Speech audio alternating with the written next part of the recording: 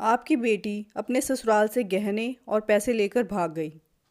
आगरा के संदीप की शादी साहिबा से हुई थी। दोनों की अरेंज मैरिज थी। संदीप दिल्ली के एक प्रसिद्ध मंदिर के सामने बैठकर मेहंदी लगाने का काम करके परिवार का खर्चा चलाता था। बीच बीच में वो अपने घर आगरा आता जाता रहता था। संदीप के परिवार में कुल 3 ही सदस्य थे।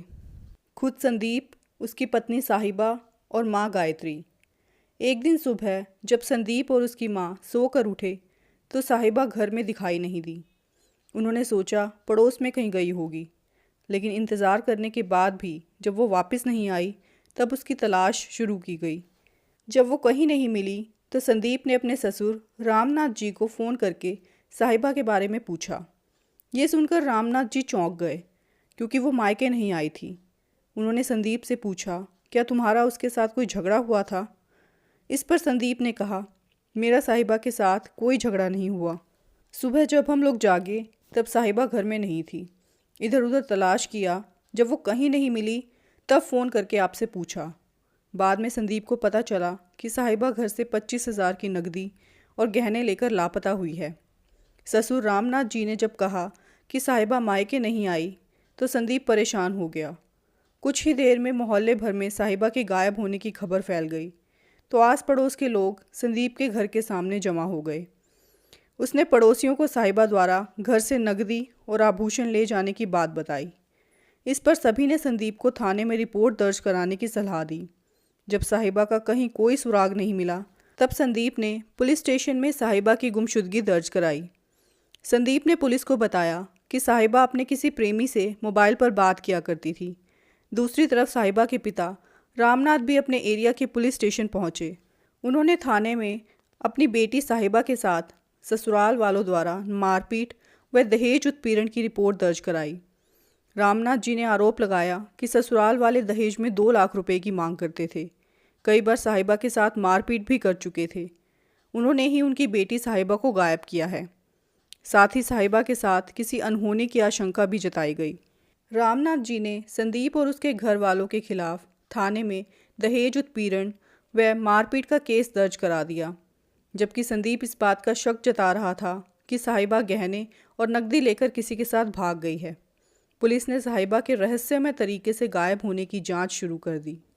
थाना शाहगंज और महिला थाने की 2 टीमें साहिबा को आगरा के अलग अलग हिस्सों में और आसपास के इलाकों में तलाशने लगी, लेकिन साहिबा का कहीं कोई पता नहीं चला। काफ़ी मशक्क़त के बाद भी उसके बारे में कोई जानकारी नहीं मिली। कई महीनों तक पुलिस साहिबा की तलाश में जुटी रही, फिर भी उसे कुछ हासिल नहीं हुआ। साहिबा का लापता होना पुलिस के लिए सिरदर्द बन गया था, लेकिन पुलिस के अधिकारी इसे एक बड़ा चैलेंज मान रहे थे। पुलिस अधिकारी हर नज़रिए से साहिबा की तलाश में जुटे थे, लेकिन उसका कोई पता नहीं चल रहा था। यहाँ तक कि सर्विलांस की टीम भी पूरी तरह से नाकाम साबित हुई। कई पुलिसकर्मी मान चुके थे कि अब साहिबा का पता नहीं लग पाएगा। सभी का अनुमान था कि वो अपने किसी प्रेमी के साथ भाग गई है और उसी के साथ कहीं रह रही होगी। उधर रामनाथ जी को इंतज़ार करते करते 6 महीने बीत चुके थे, पर अभी तक ना तो बेटी लौट कर आई थी और ना ही उसका कोई सुराग मिला था। जैसे जैसे समय बीतता जा रहा था वैसे वैसे उनकी चिंता भी बढ़ रही थी कि साहिबा के साथ कोई अनहोनी तो नहीं हो गई। इस तरह के विचार रामनाथ जी के दिमाग में घूमने लगे थे। उन्होंने बेटी की खोज में रात दिन एक कर दिया था। रिश्ते नाते में भी जहाँ तक संभव हो सकता था फ़ोन करके उन सभी से पूछा। उधर पुलिस ने इस मामले को ठंडे बस्ते में डाल दिया था, लेकिन रामनाथ जी ने हिम्मत नहीं हारी। इस घटना ने उन्हें अंदर तक तोड़ दिया था। वो गहरे मानसिक तनाव से गुजर रहे थे।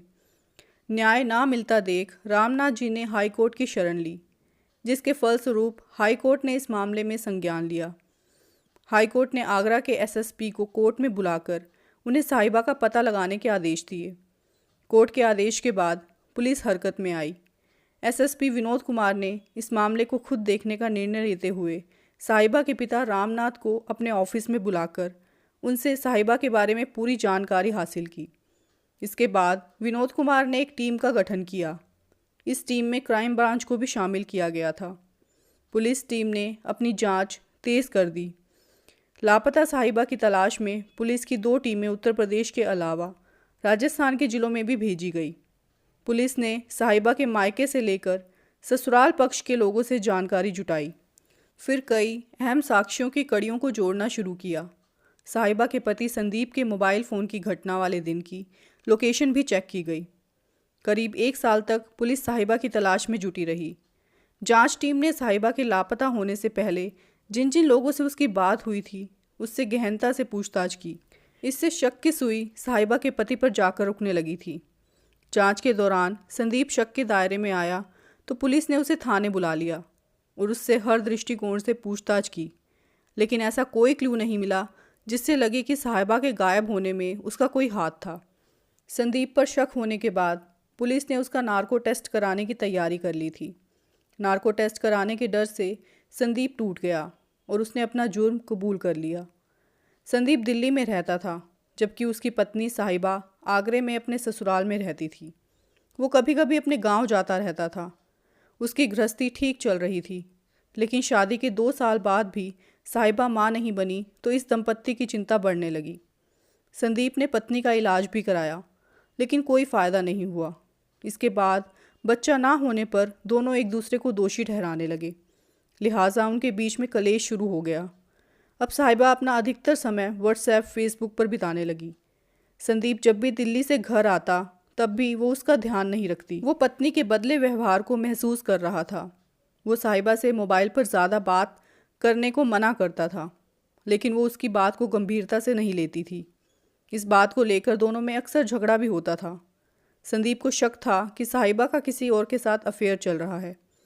घर में लड़ाई झगड़ा करने के अलावा साहिबा ने संदीप को इम्पोर्टेंस देनी बंद कर दी थी, तो संदीप ने परेशान होकर साहिबा को ठिकाने लगाने का फ़ैसला लिया। इस बारे में उसने अपनी माँ गायत्री और वृंदावन निवासी अपने ममेरे भाई अजय के साथ योजना बनाई। जैसा कि उन लोगों ने प्लान बनाया था, उसी के अनुसार प्लान को अंजाम दे दिया। उस रात जब साहिबा सो रही थी, तभी माँ गायत्री ने साहिबा के हाथ पकड़ लिए और संदीप और अजय ने साथ मिलकर रस्सी से साहिबा का गला घोट दिया। कुछ देर झटपटाने के बाद साहिबा की मौत हो गई। हत्या के बाद संदीप की आंखों के सामने फांसी का फंदा झूलता नजर आने लगा। संदीप और अजय सोचने लगे कि साहिबा की लाश से कैसे छुटकारा पाया जाए। काफ़ी देर सोचने के बाद संदीप के दिमाग में एक योजना ने जन्म लिया।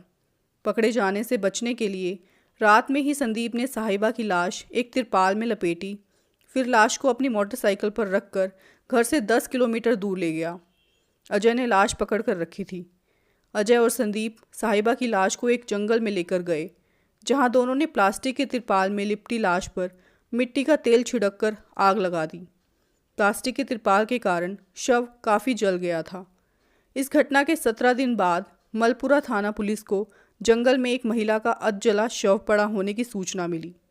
पुलिस भी वहां पहुंच गई थी। पुलिस ने लाश बरामद कर उसकी शिनाख्त कराने की कोशिश की, लेकिन शिनाख्त नहीं हो सकी। शिनाख्त न होने पर पुलिस ने ज़रूरी कार्यवाही करके वो पोस्टमार्टम के लिए भेज दी।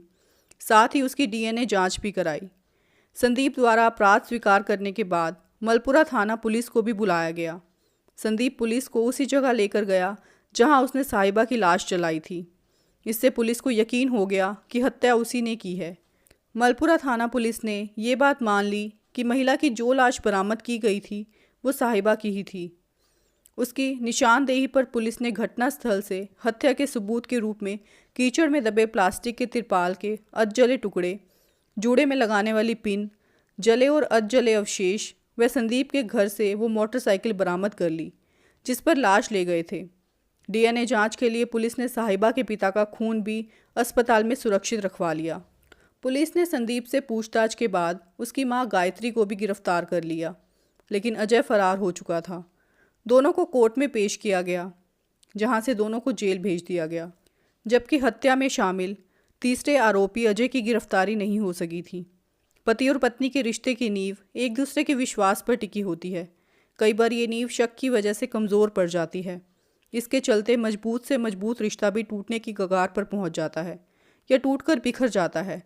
साहिबा के मामले में भी यही हुआ। काश संदीप पत्नी पर शक ना करता तो शायद उसका परिवार बर्बाद ना होता। दोस्तों, कहानी को अंत तक सुनने के लिए बहुत बहुत धन्यवाद। कहानी कैसी लगी अपनी राय ज़रूर देना। साथ ही चैनल को सब्सक्राइब, वीडियो को लाइक और शेयर भी ज़रूर कर देना। Thank you for watching this video. Take care. Bye bye.